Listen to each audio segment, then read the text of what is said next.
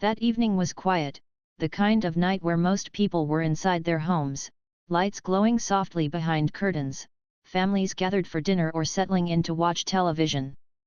The streets were calm, and the city seemed to breathe a gentle sigh. Driving along in her black sedan was a woman who carried herself with quiet confidence. She was dressed in professional attire, her dark blazer neatly pressed, and her ID badge tucked safely inside her purse.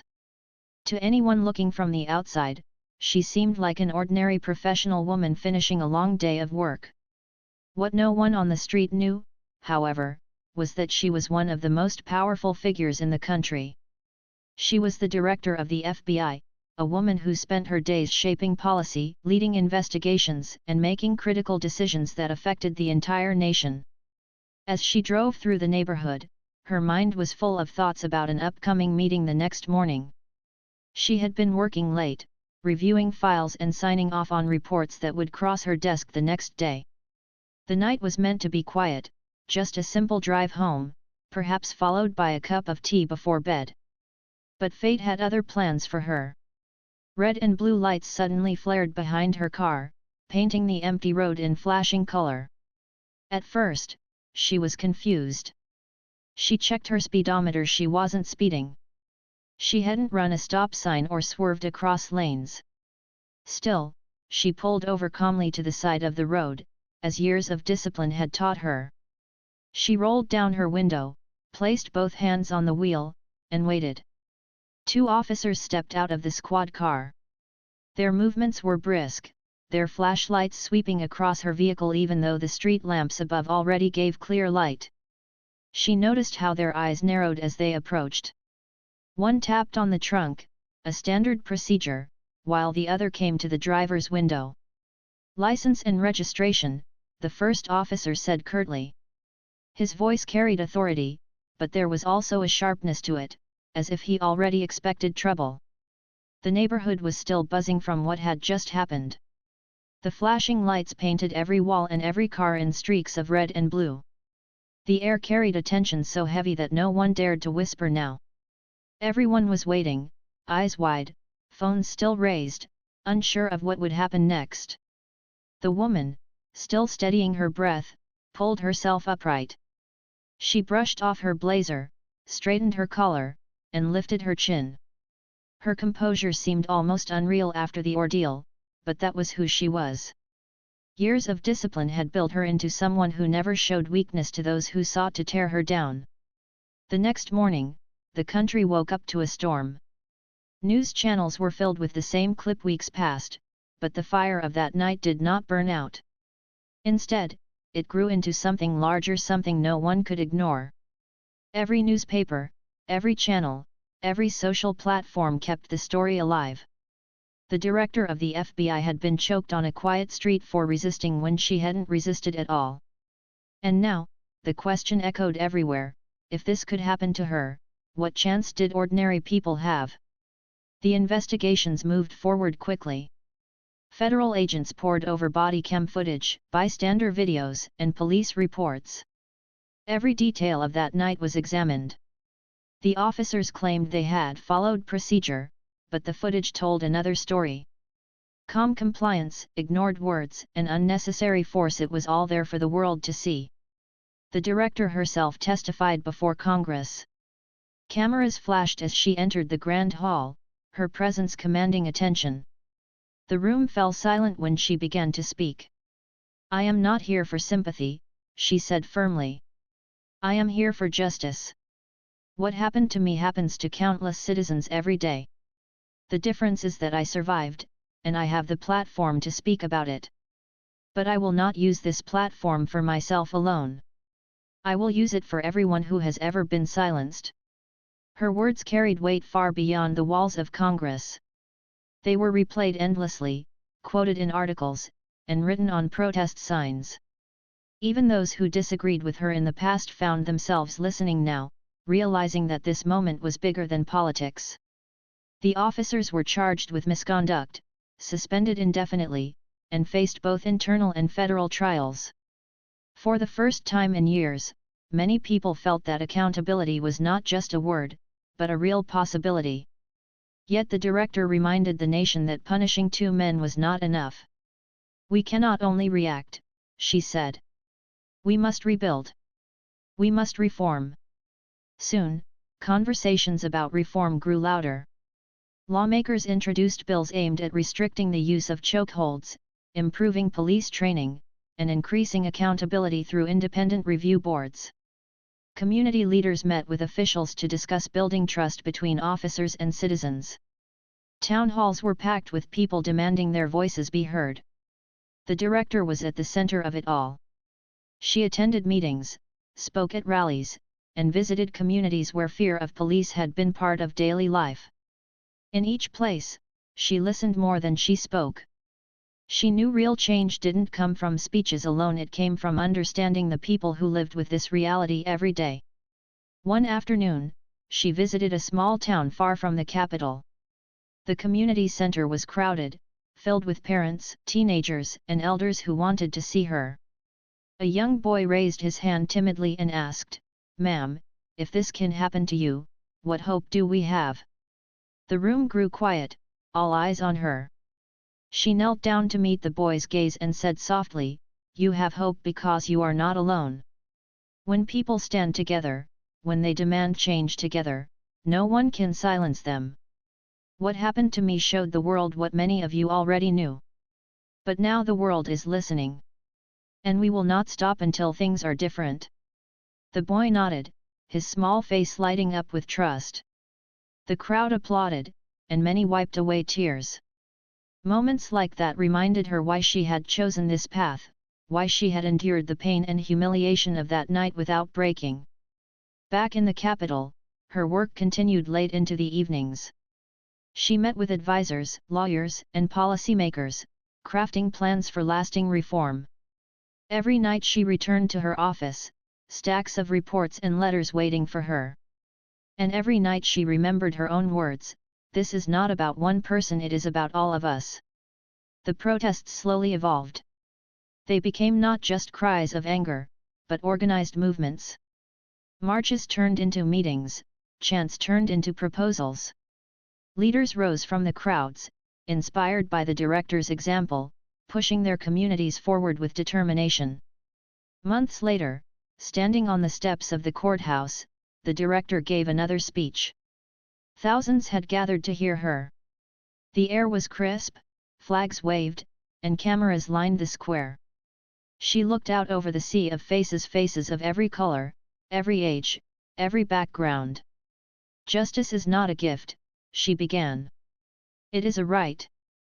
Last year, I stood on a dark street, accused of resisting when I had done nothing wrong. That moment could have broken me. But instead, it built something stronger, a movement, a demand, a promise. We are here today because we refuse to be silent." The crowd erupted in cheers, voices rising together like a tide. She continued, her voice unwavering. "The officers involved in my case faced consequences. But let us be clear, justice is not one case, one trial, or one headline. Justice is a system that protects all of us equally. And that system must change. Today is not the end, it is the beginning." The cheers grew louder, echoing through the city. People held hands, lifted their signs higher, and chanted for change. As she stepped away from the podium, she felt the weight of history on her shoulders.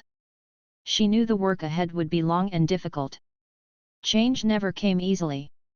But she also knew that something had shifted in the nation's heart. What happened to her had opened eyes that could no longer close. Later that evening, she returned to her office. The city skyline stretched out before her, glowing in the night. She sat by the window, sipping tea, finally allowing herself a moment of quiet. She thought of the boy who had asked her about hope, of the bystanders who had filmed that night, of the millions who had raised their voices since. Her throat still carried the memory of that chokehold, but her spirit carried something greater, resolve. She whispered softly to herself, "This is only the beginning." And with that, she turned back to her desk, ready to continue the work. Because the story of that night was no longer just hers. It belonged to the nation. And it would not be forgotten. From dozens of angles, grainy night footage, cell phone videos, shaky voices in the background. The flashing lights of police cars lit up the screen while two officers wrestled a woman to the ground. Viewers heard her voice, faint but clear, "I am not resisting. I can't breathe." At first, many thought it was another tragic video of police misconduct. But within minutes, headlines across the internet confirmed the shocking truth: the woman in the video was not just anyone. She was the director of the FBI, the highest-ranking law enforcement officer in the country. The revelation spread like wildfire. Social media exploded. Hashtags demanding justice trended within an hour. Millions shared the video, adding their own disbelief. "If the FBI director isn't safe, who is?" one comment read. Others wrote, "Imagine what happens to ordinary people every day when cameras aren't around." News anchors repeated the story with a mix of shock and outrage. They replayed clips of her speeches from past conferences, showing her standing tall in front of American flags, speaking about justice and reform. Then they cut back to the footage of her pressed to the pavement, struggling for breath. The contrast was jarring. Inside the FBI headquarters, the mood was electric. Agents, analysts, and staff moved quickly, their faces stern. Meetings were called at dawn, senior officials gathered in conference rooms, and phones rang non-stop. The director had sent a message earlier that morning, short, calm, and direct. She assured her staff that she was unharmed, but she also reminded them that the incident was not just about her. It was about a larger truth. Meanwhile, across the city, the police department that had carried out the arrest was drowning in chaos. Reporters swarmed their headquarters, demanding statements. The officers involved had been placed on immediate leave, but that did little to calm the storm. Their names began circulating online, along with calls for accountability. The department's chief stood before cameras that morning, his voice shaky as he called it an unfortunate misunderstanding. But the words rang hollow. The world had seen the video. Protests began almost instantly. In the city where it happened, crowds gathered at the steps of the courthouse. They carried signs, chanted loudly, and demanded change. "If it can happen to her, it can happen to anyone," the protesters shouted. By evening, the protests had spread to other cities. What happened on that quiet street had become a national symbol overnight. The director herself chose not to hide. Instead, she stood before cameras later that day, her throat still sore but her voice steady. She wore the same calm expression that had carried her through countless hearings and public addresses. The world leaned in to hear what she would say. "Last night," she began, "I was treated not as a leader, not as a citizen, but as a threat. I complied with every instruction, and still I was accused of resisting. I was held down. I was silenced. And though I survived, I am deeply aware that many others have not." Her words carried a heavy silence over the press room. Cameras clicked, reporters scribbled furiously, but no one interrupted. "I stand before you today not for myself," she continued, her voice firm. "I have the resources, the title, and the platform to demand justice. But what about the countless men, women, and children who do not? What about those who face this treatment without a camera to record, without a crowd to witness, without the power to speak their truth? We cannot allow this to be ignored." The room erupted with questions, but she raised her hand slightly. "There will be an investigation. There will be accountability. But above all, there must be change. And I promise you this change is coming." Her speech was broadcast live across the nation. In homes, schools, offices, and cafes, people watched, nodding, clapping, or wiping away tears. Many felt inspired, but many also felt a deep anger that it took someone of her stature for the world to pay attention. In the days that followed, the story dominated every headline. Editorials were written, debates were held, and people argued passionately about the meaning of justice and equality. Some defended the officers, saying they didn't know who she was. But most agreed with the director's own words, they shouldn't have needed to know. Respect should not be reserved for titles. It should be given to every person, every time. The FBI launched a formal investigation into the incident, but so did independent watchdog groups and federal committees. The Department of Justice announced it would review the case. Public trust in the local police force plummeted. City officials faced pressure from all sides. Meanwhile, the two officers at the center of the storm remained silent. Their silence, however, spoke volumes. For many, it was proof of guilt. For others, it was a sign of fear. Either way, their names were etched into the story, unable to escape the weight of what they had done. On the streets, the protests grew. Crowds carried signs with the director's face on them, not as a victim, but as a symbol of strength. The chants rang out, "Justice now! Change now!" Music artists released songs inspired by the event. Writers penned essays about the meaning of power and bias. Students discussed it in classrooms. Communities held vigils, remembering those who had not survived similar encounters. The director herself remained calm through it all.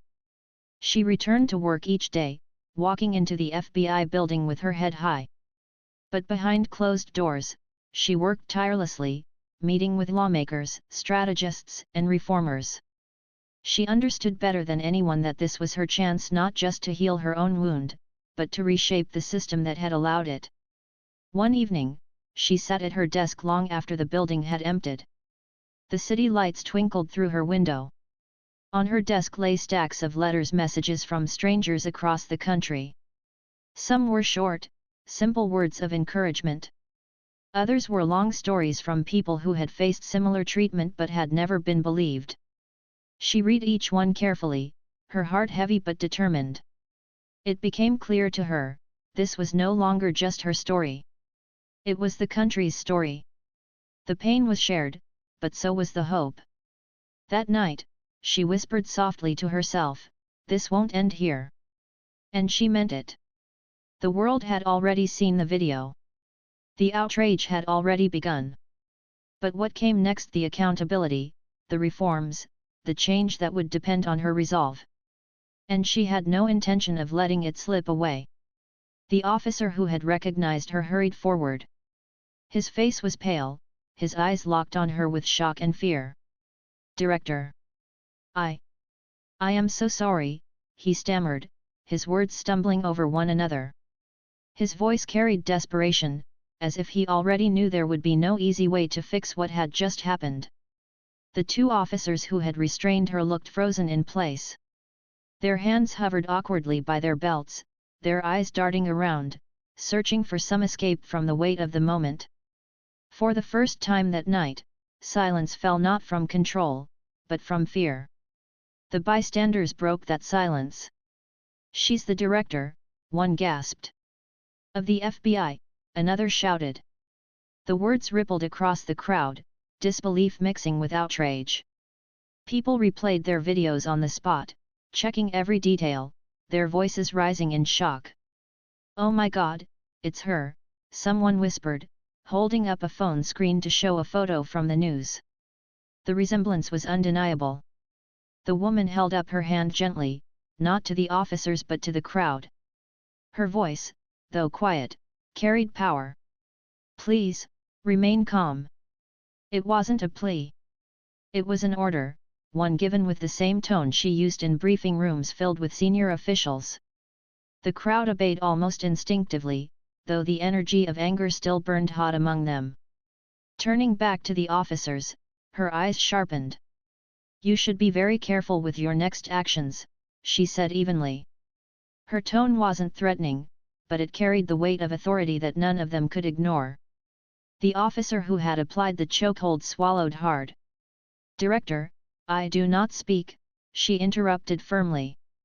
Her words cut through him like glass. The other officer shifted uncomfortably, his jaw tightening. He looked as though he wanted to argue, but his partner's recognition of her title kept him silent. The weight of their mistake was sinking in, and it was unbearable. The backup officer, the one who had shouted her identity, stepped closer. "Ma'am, are you hurt?" His voice was softer now, filled with genuine concern. She took a slow breath. "I will be fine," she said, though her throat still ached. She stood tall, refusing to let them see any vulnerability. Then she turned her eyes back to the crowd. "Every one of you recording, keep your videos safe. They may be needed." The crowd murmured in agreement. Some nodded, some held their phones higher as if promising to protect the truth. The young man who had called dispatch raised his hand and said loudly, "Don't worry, ma'am, we got everything. They can't erase this."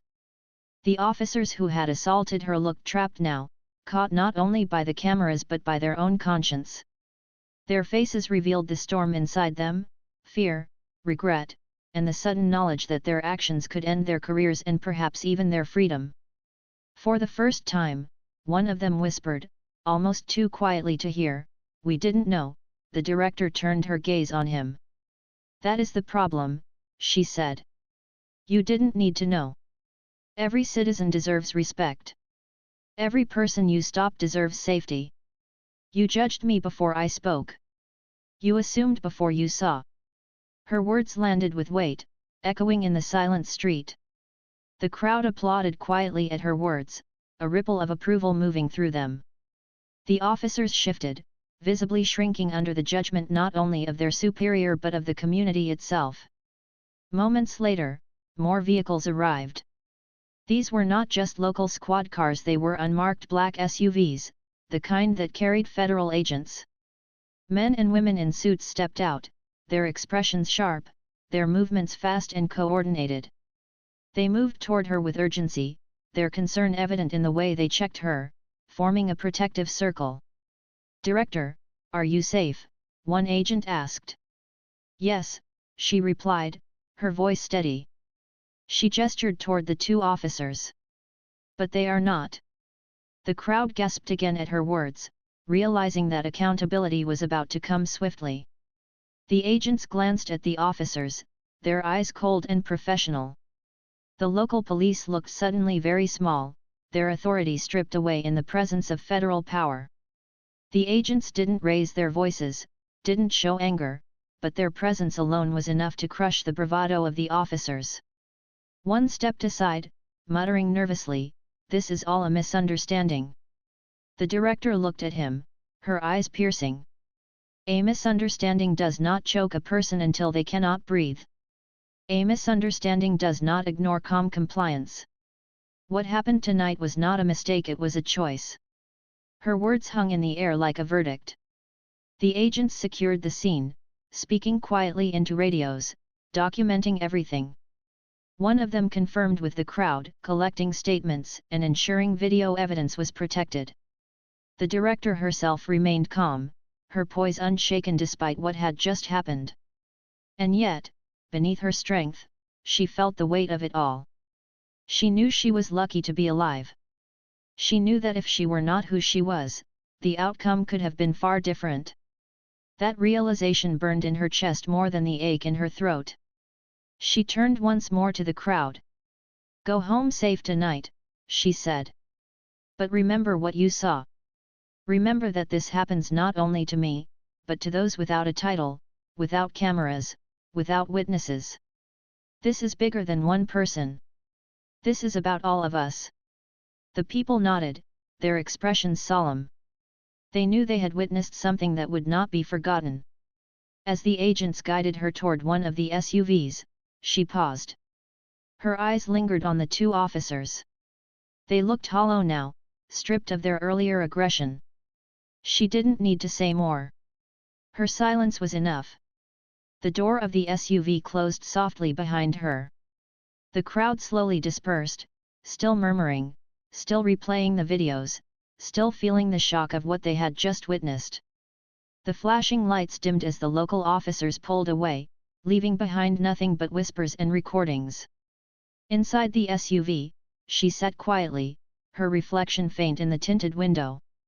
She thought of the irony: she had spent her life building systems meant to protect justice, yet here she was, a victim of the very flaws she fought against.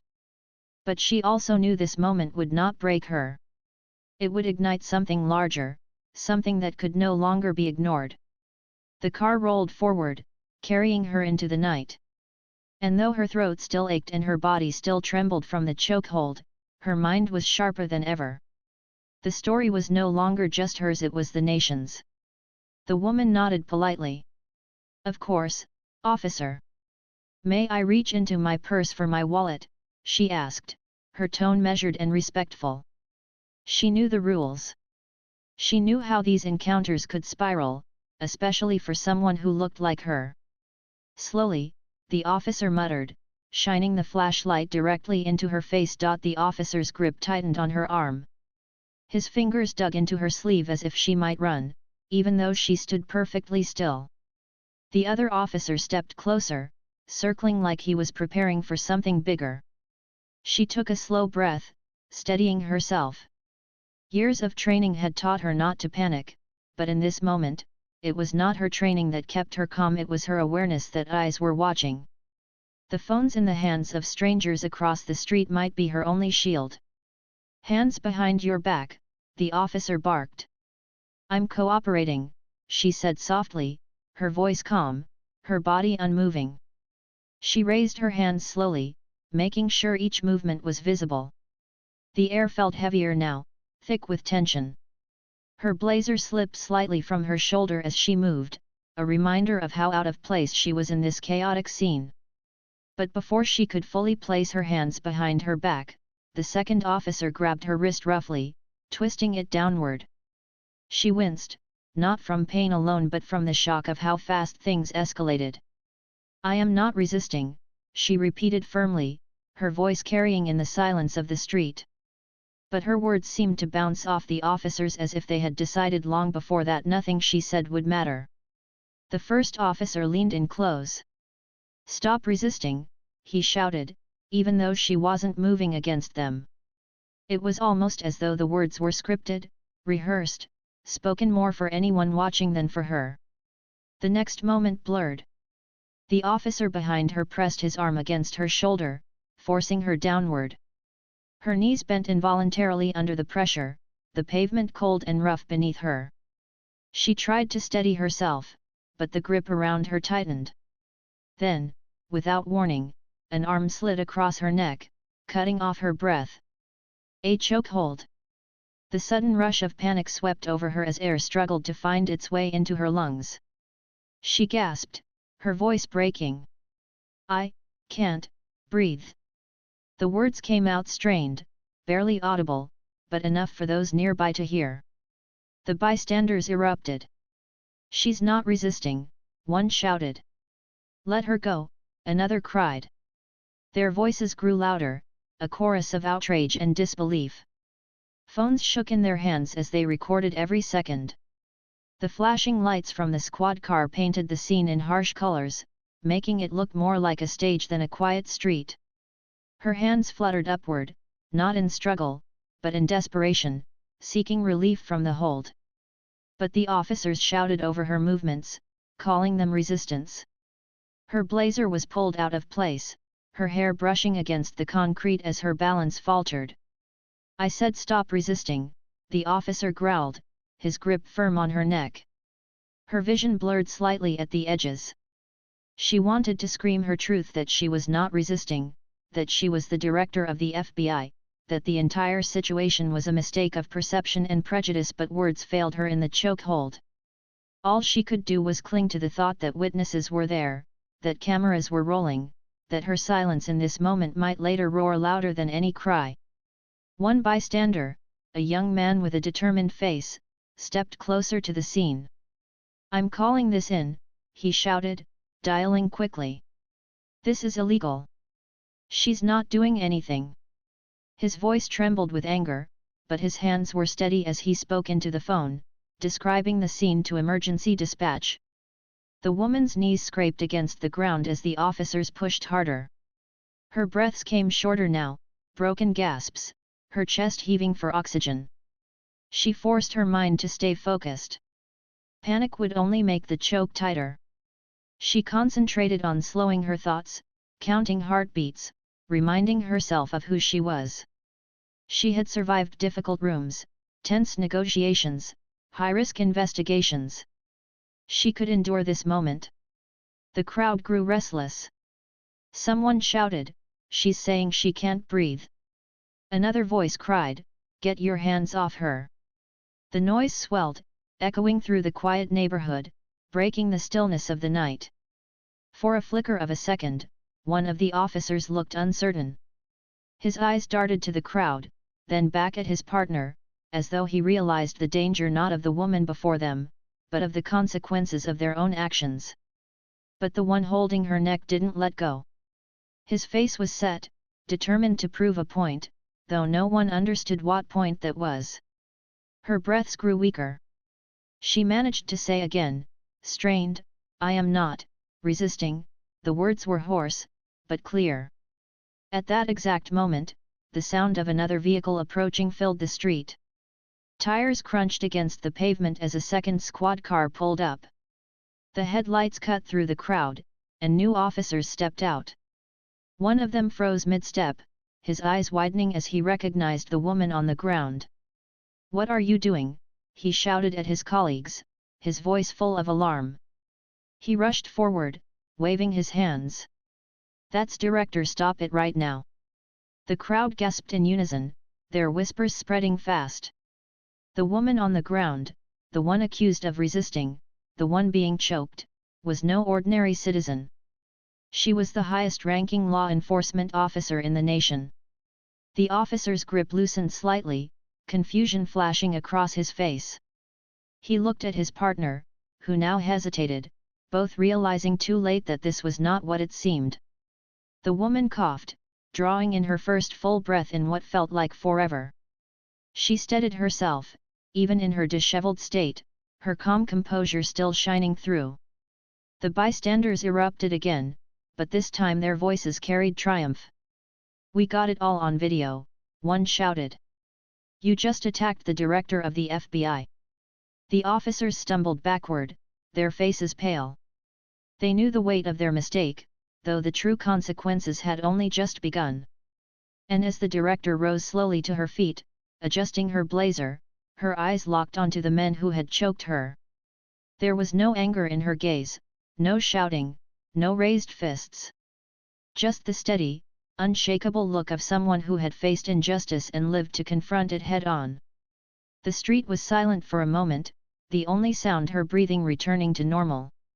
And in that silence, every person present understood, this was no longer a routine stop. This was a story that would shake the nation. She reached carefully, retrieved her wallet, and handed over her license. The registration followed soon after from the glove compartment. Every movement was calm, deliberate, and open. She made sure her hands were always visible. Still, the officer's eyes lingered on her longer than necessary. He looked at her name on the license, then back at her face, as if something about her presence bothered him. The second officer circled around to the passenger side, shining his light inside the car, checking the seats, the floor, the dashboard. "Where are you headed tonight?" the first one asked. "Heading home from work," she replied evenly. "What kind of work?" His question came quickly, sharp, almost accusatory. She paused for a moment. Revealing her position often brought unnecessary drama into simple encounters. But avoiding the truth sometimes made things worse. "I work in federal law enforcement," she said carefully. It was true, though understated. The officer smirked. "Is that so? And what agency would that be?" "Federal Bureau of Investigation," she answered, still calm. He chuckled under his breath, shaking his head. "That's a new one," he said, as if she had told him a joke. The second officer returned to his side, whispering something, but she couldn't hear it. Moments passed, tension slowly thickening in the air. She remained still, both hands resting on the wheel once more. Inside, she felt the familiar weight of patience. She had been in countless rooms where her authority was challenged simply because of who she was. This was not new. Still, there was something unsettling about the way these men looked at her, like they were searching for a reason to escalate. The first officer leaned closer. "Step out of the car," he ordered. Her brows furrowed slightly. "May I ask the reason, officer?" "You're being uncooperative," he said firmly. Her heart sank a little. She had complied with every request, spoken with respect, and moved with caution. Yet somehow, here she was, accused of resisting when she had not resisted anything at all. She took a slow breath, gathering her composure. "I am not resisting," she said softly. "I'm following your instructions. Out. Now." His tone was sharp enough to cut through the night air. Reluctantly, she unbuckled her seatbelt, opened the door, and stepped out. The cool air touched her skin, and the street felt eerily silent except for the faint hum of the squad car's lights. A couple of houses away, curtains moved, neighbors peeking through to see what was happening. She stood tall, her posture composed, though her pulse quickened. One officer moved behind her, the other in front. Their stance was firm, as though they were preparing for conflict. "You're acting suspicious," the one in front said. She blinked slowly, steadying her voice. "I handed you my documents. I answered your questions. How is that suspicious?" The words seemed to irritate him further. "Don't talk back. Just do as you're told." In that moment, she realized the situation was slipping out of her control, not because she had done anything wrong, but because they had already decided who they thought she was. They didn't see the director of the FBI. They didn't see the years of service, the dedication, the discipline. They only saw a black woman on the side of the road, and their assumptions filled the rest. Her eyes flicked to the sidewalk. A small group of bystanders had gathered, their phones raised, recording the encounter. She was grateful for their presence. Witnesses mattered. "I am complying," she said again, her voice steady, though her chest tightened with unease. The officers moved closer, one reaching toward her arm. She stiffened slightly, instinctively wanting to step back, but she held herself in place. "I'm not resisting," she repeated clearly, knowing the cameras were recording. But the look in the officer's eyes told her that logic and truth no longer mattered here. This was about control. This was about perception. And the night was only just beginning.